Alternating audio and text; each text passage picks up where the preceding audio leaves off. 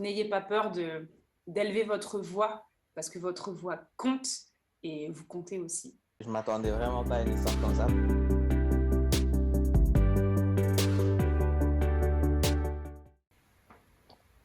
C'est bon pour moi. Bonjour Lise. Bonjour Aboubacar, comment Bien. vas-tu? Très bien et toi? Super, super, en pleine forme. Bienvenue sur Harmony Stories. Nous sommes très contents de te recevoir aujourd'hui. Euh, Enchanté de pouvoir déjà te parler et faire ta connaissance et de pouvoir raconter ton histoire. Pour tous ceux et celles qui ne te connaîtraient pas, peux-tu te présenter brièvement avant qu'on puisse commencer? Bien sûr, donc je m'appelle Lise, j'ai 30 ans, je suis créatrice de contenu, mannequin, mais aussi je travaille dans le milieu de la mode depuis maintenant 10 ans. Donc sur Instagram, vous pouvez me retrouver sous le pseudonyme de L by Lise, donc Lbylis.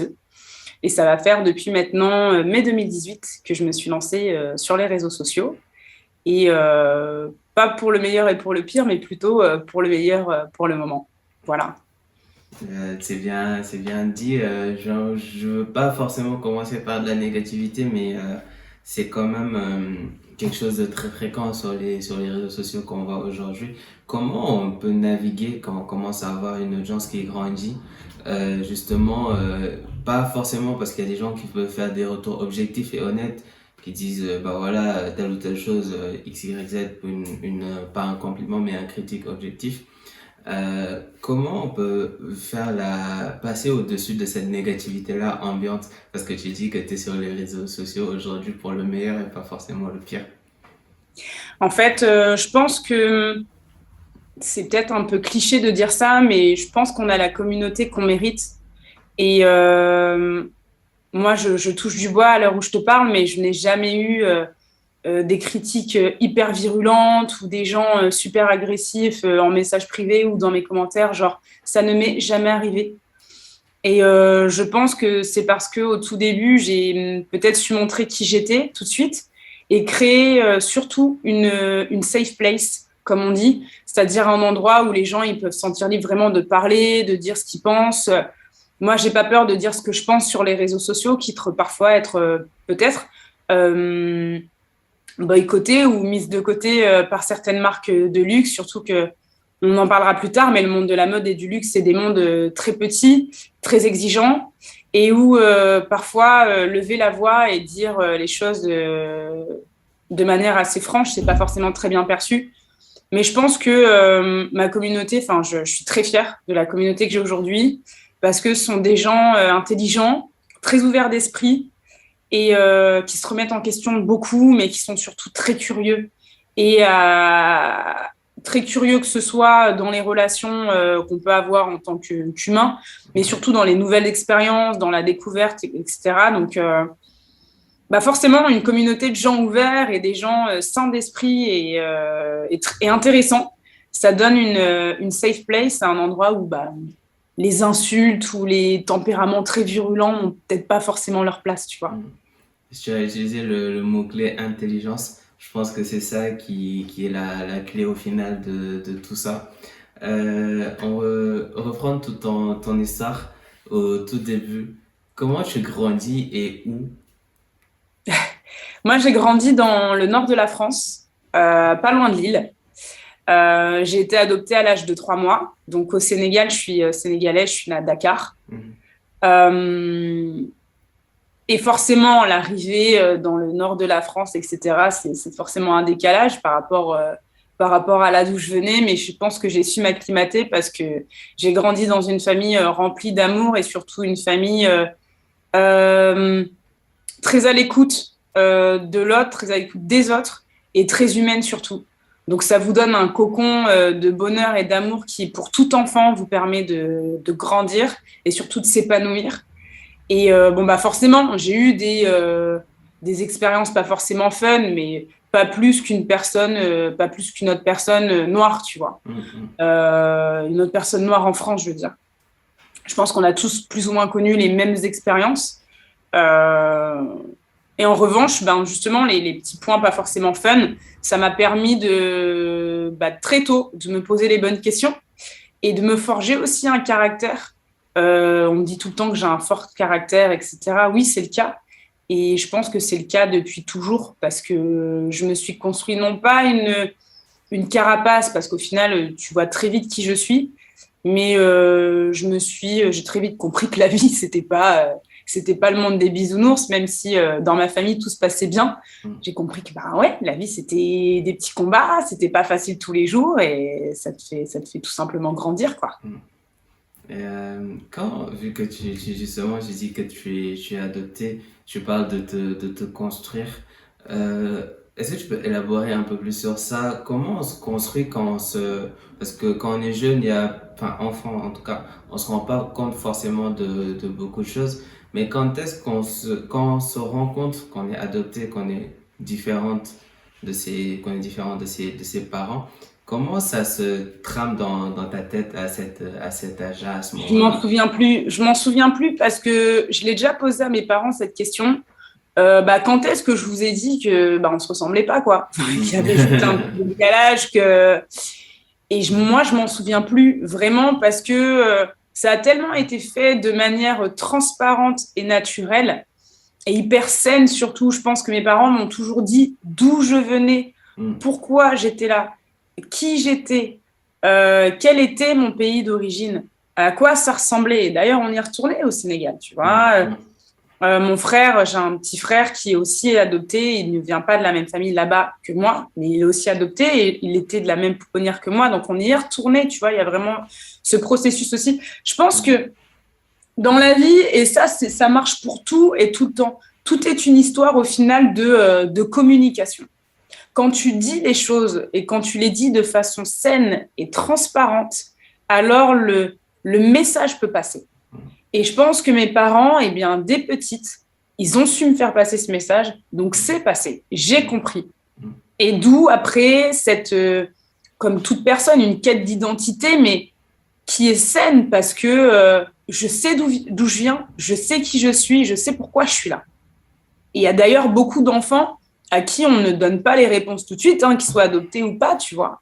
Et ça, forcément, je pense que quand tu deviens adulte, il y a des petites lacunes. Parce que c'est important dès notre plus jeune âge, je pense, de nous dire bah, qu'on est désiré, qu'on est là pour une raison et qu'on sache d'où on vient tout simplement. C'est hyper important.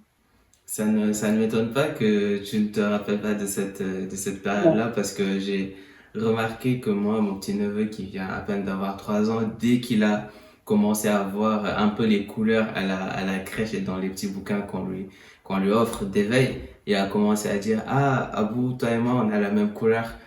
Et c'est trop jeune pour s'en rappeler après, donc je suis pas du tout étonné. Et il faut pas aussi prendre les enfants pour des petites entités hyper fragiles qui ne sont pas capables de Complètement. comprendre certaines choses. Et je pense Complètement d'accord avec toi. hmm, il faut pouvoir leur dire que dans ton cas, dans le cas des divorces, etc., il faut pas avoir peur, ils vont pas se briser. C'est pas la première fois que ça arrive, ce sera pas la dernière fois que ça arrivera. Et il y a des humains adultes qui sont construits sur ça. Quand tu arrives un peu à l'adolescence, à quel moment, j'imagine que c'est à ce moment-là, que tu commences à t'intéresser à la mode et commences à te dire, bah, peut-être que c'est dans ça que j'ai envie d'évoluer. Alors, en fait, depuis toute petite, j'adore la mode, en fait. J'ai toujours aimé m'habiller, j'ai toujours aimé habiller les gens autour de moi. Je me souviens quand je partais faire du shopping avec ma grand-mère paternelle, c'était à chaque fois la journée. Je savais ce que je voulais. Les vendeuses venaient me donner des conseils, etc. Mais moi, je savais ce que je voulais. J'avais vu ça dans des magazines. Enfin, vraiment la nana un peu flippante, quoi. Mais Ouais. depuis toujours, j'ai adoré faire ça. J'ai toujours adoré les tissus, les couleurs, aimer faire des mélanges, aimer bah, parfois être en décalage. Je me souviens quand j'allais au collège, il y a parfois des gens qui me regardaient en mode oh, mais t'es trop stylé, mais il faut oser porter ça et tout. Et, euh, et, je me sentais bien dans mes baskets. Je me cherchais aussi. J'essayais différents styles, etc. Mais depuis toujours, j'ai adoré ça. Après, c'était pas forcément quelque chose où je me disais, je veux travailler dans ce milieu. C'est-à-dire que moi, jusqu'à l'âge de 20, 21, je voulais être avocate, en fait. Mhm. Avocate dans le droit des affaires. Et après, ce qui m'intéressait aussi, c'était le droit de l'immigration. Enfin, je veux dire par là, je voulais absolument pas forcément travailler dans la mode. Et puis petit à petit, en grandissant, en évoluant, je me suis dit, bah, si, il y a peut-être une carrière à faire. Et je me suis retrouvée dans ce milieu à l'âge de 22 ans. J'ai démarré dans ce milieu-là et je n'en suis plus sortie. Tu disais tout à l'heure, au début de cette discussion, que tu étais en train de te construire. Là, je dis qu'au collège, en testant justement plusieurs styles, des Mm. choses différentes, que tu étais en train de te chercher. Est-ce Ouais. que en arrivant dans la mode, c'est le moment où tu t'es trouvé? Ha! Le milieu de la mode, pour tous ceux qui... Parce que c'est un milieu qui fait rêver, et c'est le cas. Moi, j'adore y travailler et je m'épanouis pleinement. Mais je fais partie de ces gens qui partent du principe que, bon, tu sais, hein, là, je viens de fêter mes 30 ans. Mm. Je sais un peu qui je suis, ce que je veux, ce que je ne veux pas, où est-ce que je veux aller. Mais je veux dire par là, tu es en perpétuel... tu te cherches tout le temps, en fait, quelque part. Ouais. Et la mode, en tous les cas, c'est tellement un milieu qui vit, un milieu qui est en perpétuel mouvement que ça me va bien, parce que c'est un Mm. monde qui sait se remettre en question, c'est un monde qui change, qui casse les codes. Et ça me plaît, parce que oui, je pense que je me suis trouvée dans ce milieu, parce que c'est un milieu qui se cherche toujours. Et c'est un petit peu moi, quoi. J'ai un peu cette personnalité-là, je sais qui je suis, mais je suis toujours à la recherche de nouvelles choses, de nouvelles expériences, de nouveaux projets, de nouvelles façons de voir, de penser, tu vois.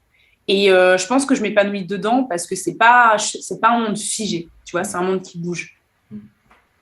Tu parles d'un truc hyper intéressant que tu as un peu touché au début, justement, que tu disais que tu prenais position sur certaines choses, que tu étais assez franche sur tes prises de parole et que ça pouvait déranger certaines marques, entre guillemets.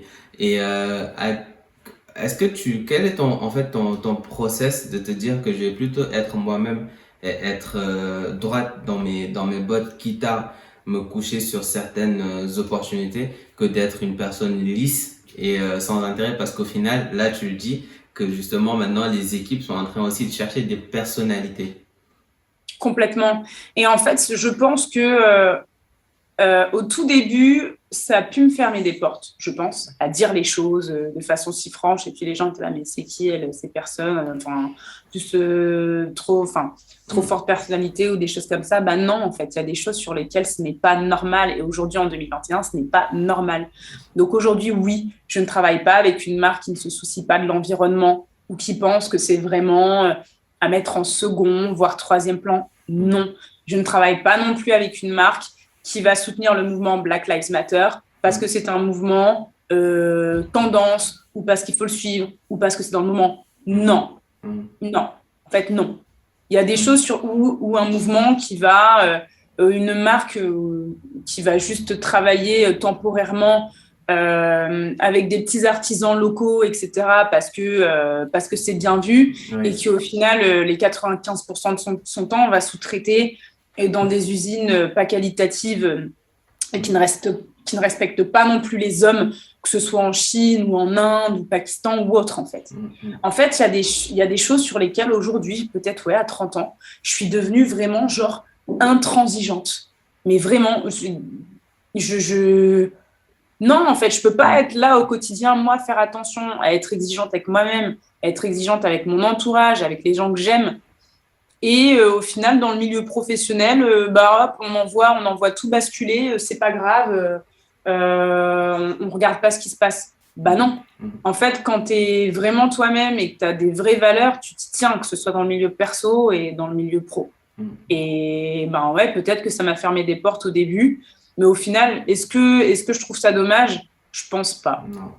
Est-ce que c'est des portes où tu avais envie d'entrer? Franchement, et là, aujourd'hui, les partenaires, les marques avec qui je travaille, les gens avec qui je travaille, c'est tellement des gens exceptionnels et qui, justement, font leur maximum pour faire bouger les choses dans leur milieu pro, quoi. Mm.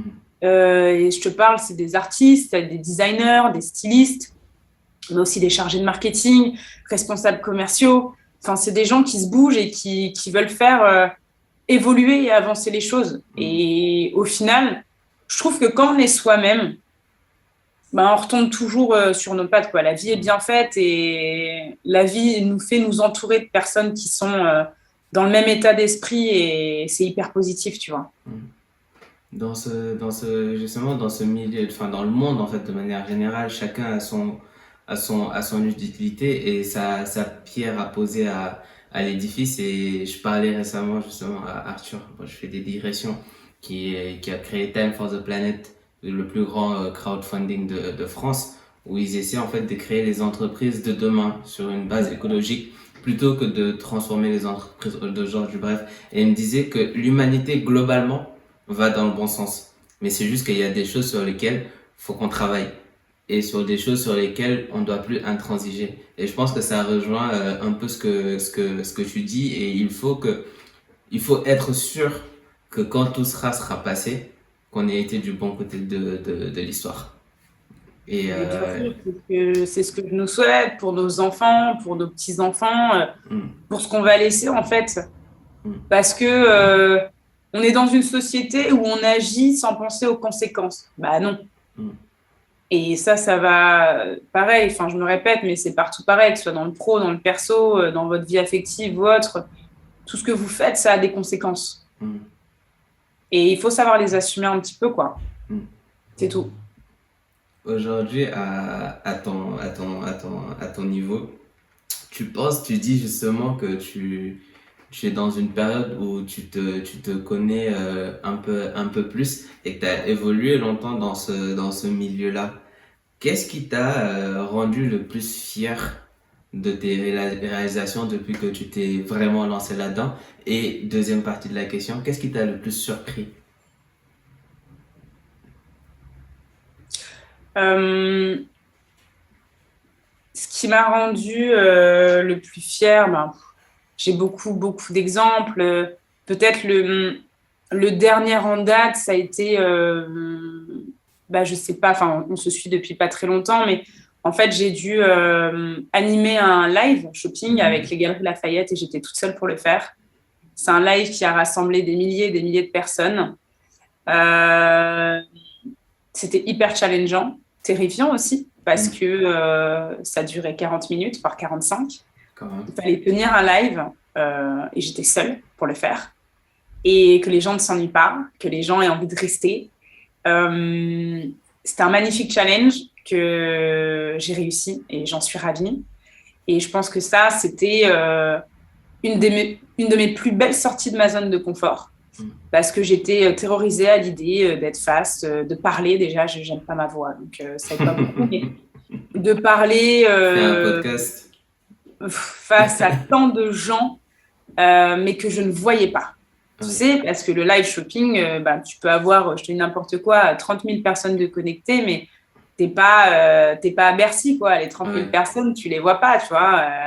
Elles sont derrière leur écran et puis elles te regardent et puis elles t'entendent, elles scrutent tout ton visage, ton corps. Enfin, ça me fait flipper, tu vois. Et genre, moi, j'étais là la nuit, la veille, en mode, mais je vais jamais réussir à faire ça, c'est pas possible. Mais genre, et puis surtout, parce que moi, j'ai un gros syndrome de l'imposteur aussi. Moi, j'ai genre, mais qui suis-je pour Pour faire pouvoir ça. animer quelque chose de cette envergure? Mais c'est quoi cette histoire? Donc, au final, bah, ça s'est très bien passé. Il y a de belles choses qui arrivent par la suite. Je ne peux pas en dire plus pour le moment, Hmm. mais au final, c'est très, très positif. Oui. Et ce qui m'a rendu le plus fière aussi, c'est les rencontres que j'ai pu faire dans le milieu. Parce qu'Instagram, c'est les réseaux sociaux, c'est un monde virtuel, mais au final qui impacte grandement le réel. Hmm. Et les rencontres que j'ai pu y faire, c'est la plupart du temps de magnifiques rencontres que je garde moi aussi dans ma vie perso et c'est trop bien. Hmm. Et ce qui m'a le plus surpris, eh bien en fait, c'était les gens qui, quand j'ai démarré, parce qu'on démarre toujours, hein, étaient là genre, mais qu'est-ce que tu fais? Mais pourquoi tu es là à prendre tes vêtements en photo? Genre, on s'en fout. Genre, oh là là, la Lise, elle se lance sur les réseaux. Attention, la fashionista a 1000 abonnés. Et aujourd'hui, c'est ces gens-là qui m'écrivent et qui me disent bah, tu fais quoi? On peut se capter. ouais, c'est trop bien, je t'ai montré à toute ma famille, ou ouais, c'est canon ce que tu fais, ou c'est les gens qui regardent toutes mes stories, tu vois. Et c'est... Et je veux dire par là que ça aussi, c'est un magnifique exemple de. C'est bien d'écouter les gens, parce que si tu n'écoutes que toi, enfin, c'est pas bon. C'est bien aussi d'avoir un regard extérieur, des critiques pour avancer, pour évoluer dans la vie, mais il faut pas non plus écouter tout le temps tout le monde, parce que sinon, les gens, en fait, te renvoient leur propre incertitude. Oui, et leur Et peur. je pense que les gens qui m'ont dit, ouais, mais pourquoi tu fais ça? C'est peut-être parce que, quelque part, ils se sont dit qu'ils voulaient peut-être le faire aussi un jour, mais ils n'avaient pas osé ou autre, ou ils n'avaient pas osé se lancer. Et il ne faut pas forcément écouter voilà, tout le monde tout le temps, parce que sinon, on ne fait rien. Et Et s'il n'y on a pas fait, de on risque, il n'y a n'avance pas. pas de risque, pas d'histoire. Il y a un proverbe anglais qui dit no risk, no story. On est vraiment là-dedans. S'il n'y a pas de risque, il n'y a pas d'histoire. Tu parlais des gens et de leur avis. Quelle était la réaction de tes parents quand tu as voulu te lancer dans ce milieu-là? Avait-il un peu peur ou c'était juste en mode vas-y, on te soutient no matter what? Alors, mes parents, moi, je leur ai dit déjà quand mon Instagram avait commencé à prendre quand même un petit peu. Je leur ai pas donné, je leur ai pas parlé de ça tout de suite. Donc, j'ai attendu, je pense, une petite année, même un peu moins. Je pense que ça devait être en février, mars 2019 où j'ai vraiment commencé à dire à mes parents, mais en fait, je suis sur les réseaux sociaux et ça se passe assez bien. Et là, ils ont commencé à me suivre tout ça. Et puis, bon, bah, j'ai toujours eu le soutien de mes parents dans tout ce que je faisais. Euh, mais parce que aussi, j'étais une enfant cool. Hein. J'étais à l'école, j'étais bonne élève, j'ai fait les bonnes études, j'avais les bonnes notes, les beaux diplômes, enfin, tout allait bien. Donc, même au niveau pro, enfin, après, il n'y avait aucun souci. Donc là, ils se sont un peu posé la question en mode, OK, d'accord, et est-ce que ça marche, ça fonctionne? Enfin, moi, mon père, il était là, mais ça va, tu gagnes ta vie, comment ça se passe? Et après, au final, ils ont commencé à comprendre ce que c'était, et puis surtout, ils ont commencé à me suivre. Et, euh, et, euh, et sans problème, ils m'ont suivi, et ils sont très fiers de ce que je peux faire là-bas, de tout ce que je peux accomplir aussi. Euh, parce que je pense parce que ça fonctionne, je leur ai montré qu'il n'y avait pas de crainte, Oui. parce que ça fonctionnait, et parce que j'ai toujours d'autres idées en tête, parce que Instagram, c'est une partie de ma vie, mais c'est pas non plus toute ma vie. Je travaille aussi, enfin, je fais d'autres choses à côté. Oui. Euh, donc, il n'y avait pas de crainte à se faire, quoi. Mais du côté de mes parents, ça a été bien accepté, même très bien accepté. De toute façon, ça l'est ils savent où je vais, ils savent ce que je veux faire, que de toute façon, je me laisserai jamais tomber, que tout va bien, que c'est pas une lubie comme ça. Et on va dire qu'il y a certaines choses qui ont définitivement crédibilisé ma position sur les réseaux sociaux et ce que j'étais et le travail que je peux y faire. Donc aujourd'hui, ça rassure beaucoup de monde et moi aussi, enfin, je deviens de plus en plus légitime quelque part. Donc c'est assez bien.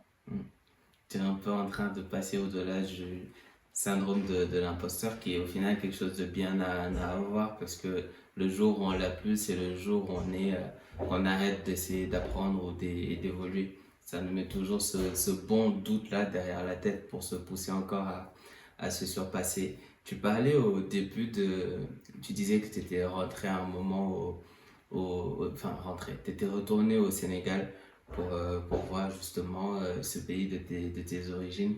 L'intersection avec la mode, parce que je vois moi que en Afrique de manière générale, il y a une ébullition qui existait avant, mais c'est juste que maintenant, il y a plus de, grâce aux réseaux sociaux qui ont pu mettre encore plus cette chose-là en lumière. On voit beaucoup de stars, de Beyoncé, etc., qui se font habiller par des gens par des Africains, par des designers africains.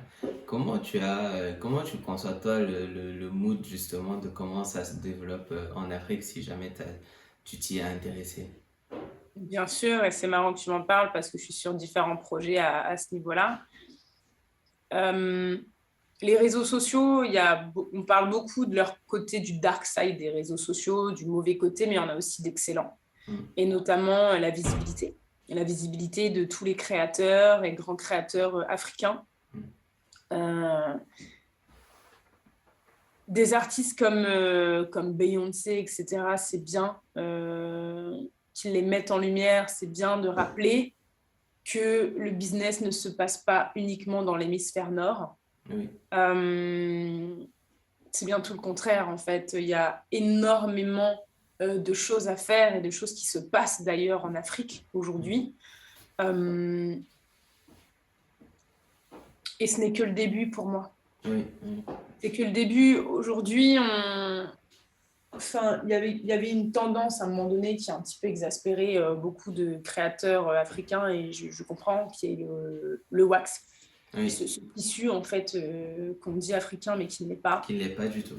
Et en fait, si tu veux, tu avais tout le monde qui qui utilisait ces imprimés, cette matière, etc. Et qui était là, oui, Afrique, Afrique, Afrique. Mais non, c'est pas ça. C'est pas ça. C'est tellement plus large, c'est tellement plus vaste. Et il y a des collaborations d'ailleurs de grandes marques qui vont se faire et qui se font avec des designers africains. Et il faut absolument pas les laisser tomber parce que c'est le futur. Et d'ailleurs, c'est en Afrique que beaucoup de choses vont se passer, qu'on se le dise. Enfin, la population est plus jeune, donc ça veut dire plus de talent. Et il y a plus de monde, il y a plus de population là-bas. Les moyens et les ressources sont un peu quelque part illimités. Le continent africain, c'est un continent qui est extrêmement riche en termes de ressources, ce qui n'est pas le cas du continent européen, qui est, comme on l'appelle, le vieux continent. Oui. Et c'est pour ça que, on va pas rentrer dans des débats là-dessus, parce qu'on peut y rester des heures, mais c'est pour ça que y a une grosse loupe qui est sur l'Afrique depuis des siècles et des décennies. C'est que les ressources, tout le monde sait que c'est là-bas que ça se trouve. Voilà. Et donc là, on parle de ressources vraiment matérielles, primaires, mais tout ce qui est justement des idées de business, des talents, de la créativité, il y a beaucoup de choses qui se passent là-bas. Et c'est d'ailleurs là-bas, parfois, que ça se passe, d'ailleurs. Moi, ce qui m'hallucine encore, c'est qu'il n'y a pas un Vogue Afrique. Oui. Il y a un Vogue Asie. Il y a un Vogue Arabie. Il y a un Vogue, mais il n'y a pas de Vogue Afrique. Ouais, c'est hallucinant. Mais c'est fou. Ouais, c'est un truc de ouf. Quand on y pense, il n'y a pas de Vogue après. Après, je peux rentrer, moi, dans des débats, mais je veux dire par là, c'est qu'une question de temps. Et la génération de nos parents, ils n'y sont pas parce que c'était pas les priorités, parce que tout ça. Mais nous, moi, je vois, notre génération, il y en a beaucoup qui ouvrent des business, qui commencent à avoir des idées. Moi, j'ai des couples d'amis qui partent y vivre aussi. Il y a beaucoup de choses qui se passent. Et il ne faut pas croire, vivre à Dakar, c'est pratiquement aussi cher que vivre à Paris. C'est très vrai. Et en fait, il y a une totale méconnaissance de tout ça ici parce que ça n'intéresse pas, donc on n'en parle pas. Mais comme dirait un de mes amis, c'est là-bas que ça se passe. Ah, c'est là-bas que ça se passe. Et je parlais justement à Béa Blondin qui était rentrée justement au Sénégal pour y entreprendre. Elle avait dit à un TEDx, elle a dit l'Afrique ne dort pas. Elle ne m'a pas attendu, elle ne vous attendra pas. Si vous voulez rentrer, venez, mais avec le bon mindset. Faut pas aussi non plus revenir avec un mindset entre guillemets de colon, que ces gens ne savent rien faire, que je dois leur apprendre. Non. Il y a des talents, il y a plein de choses qui sont en train de se passer. Et c'est justement, je dois avoir ton œil sur ton milieu, justement, par rapport à cela. Moi, ma mère, elle fait des habits depuis, toujours. Et justement, je discutais récemment avec elle sur le prix de ce qu'elle vendait. Elle vendait un habit à 100 000 francs, à 200 000 francs, on parle de centaines d'euros là. Et justement, ce que tu dis sur le coût de la vie, c'est très, très, très vrai. C'est très, très vrai. Je me rappelle pas exactement de quand, Mais je me rappelle quand j'étais ado, j'avais lu un truc dans un magazine où il disait que Dakar c'était la sixième ville la plus chère au monde à Euh, l'époque. On parlait bon. des années 2000, quoi. Un truc de. Et bien sûr, Ouais. et bien sûr. Donc ça, c'est un sujet sur lequel je suis avec Mm, différentes personnes, différents partenaires aussi. mm. Mais bien sûr que c'est là-bas que ça se passe. Ça se passe Euh, aussi ici, il n'y a pas de problème. Mais il y a oui. tellement d'opportunités. C'est Mm, vraiment aussi un autre état d'esprit. Parce que les gens, ils voient, c'est terrible à dire, mais quand tu demandes aux gens comment ils voient l'Afrique, pose la question dans la rue. oui, oui, oui. Ben, les trois quarts, ils vont te dire, ouais, les gens, ils meurent de faim, il y a la guerre, ils vivent dans des cases. Oui. Les gars, on est en 2021, en fait. Enfin, Non, c'est après, grave. est-ce que tu peux en vouloir aux gens qui ne s'y intéressent pas forcément et à qui tu poses la question comme ça, random, sans qu'ils s'y préparent? Ben, Mm, c'est ce qu'on leur vend et c'est ce qu'on leur montre. Moi, il y a pas, et c'est ça qui commençait un petit peu à m'énerver, c'est que en me baladant dans la rue, j'avais une pub d'iPhone où il y avait une femme blanche ou asiate ou métisse ou peu importe, hyper pimpante, nana, avec l'iPhone 12. mm. Et deux steps après, quand tu marchais sur l'arrêt de bus, il y avait un petit noir avec les larmes, le ventre gonflé, malnutrition totale, Oui. qui était en mode help. Mm, mm, Bah oui, mais ça se passe aussi en Algérie, ça se passe aussi dans certains pays arabes, ça mm. se passe aussi en Inde. Et en fait, si tu veux, à chaque fois, l'image de l'Afrique qui est donnée, qui est véhiculée, c'est l'Afrique a besoin d'aide. Mm. Ils ont besoin d'aide. Ouais. Et Donc c'est. oui, il y a l'immigration aujourd'hui qu'on ne peut pas ignorer, qui nous montre l'instabilité des gouvernements africains. C'est les gouvernements africains qui ont besoin d'aide, Mm. pour virer ces vieux hommes-là de leur trône, etc. Mais c'est la population, elle est là. La population, elle a envie de changement, la population, elle a envie de choses nouvelles, et la population, elle est plus éduquée qu'avant.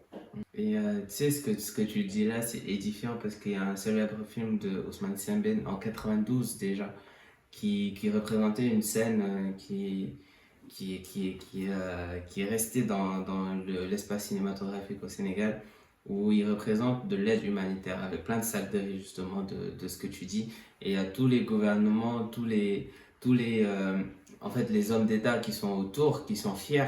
Et il y a un mec qui prend le micro et qui dit Ndimbolbi Monyorai. Il dit que cette aide-là, dont vous êtes si fiers de venir montrer à toutes ces populations-là, c'est cette aide-là qui nous tue. Et c'était en 92. Donc c'est vrai et c'est encore d'actualité. Et c'est l'aide doit être déplacée autre part, d'enlever justement une grande partie de cette corruption-là, de mettre de nouvelles têtes et de foncer parce que la jeunesse, elle veut, elle bouge et elle fait. Mais bien sûr. C'est un niveau Après, supérieur qu'on n'est pas aidé. il faut pas oublier, si ils ont besoin d'aide, bien sûr. Enfin, s'il y a besoin de nourriture, bien sûr qu'il faut envoyer de la nourriture, bien sûr qu'il faut envoyer des vêtements ou votre Mm. lait Mm, stérilisé ou mm. des choses comme ça, bien sûr. Mais ça va bien au-delà de ça. De ça. Je suis parfaitement d'accord. On arrive un peu sur la fin de cette discussion. On va finir sur des petites questions rapides où j'ai besoin Mhm. d'avoir le premier truc qui te monte à l'esprit. C'est quoi ton credo? Bah, j'en ai donné deux durant le podcast. La première chose que j'ai dit, c'est ce qui doit se faire se fera et ce qui ne doit pas se faire ne se fera pas. Ça, c'est vraiment un mood que j'ai dans le sens où si ça, c'est pas pour moi, c'est pas grave. C'est que quelque chose d'autre m'attend. S'il y a quelque chose qui me définit bien comme phrase, c'est bien celle-là. Qu'est-ce que tu dis à l'échec? Bah, merci de m'avoir appris. J'ai retenu la leçon.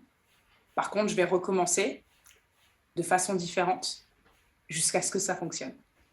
Qu'est-ce que en fait, une musique, un artiste qui te replonge dans l'émotion de ton enfance?